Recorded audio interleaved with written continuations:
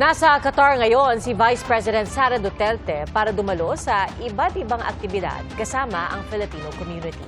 Dumalo po sa isang misa ang Vice Presidente kung saan mainit siyang sinalubong ng mga overseas Filipino workers. Nakatakda ring bumisita ang pangalawang Pangulo sa isang health center kung saan ilang Pilipino ang nagtatrabaho. Kasama ni Vice President Duterte sa Qatar si Senator Amy Marcos na inimbitahan daw niya para sa isang pagtitipon ng mga Pilipino roon.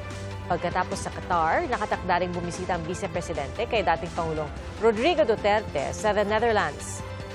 Sa June 4, inaasahang babalik ang Vice Presidente sa Pilipinas.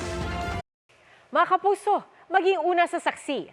Mag-subscribe sa GMA Integrated News sa YouTube para sa iba't ibang balita.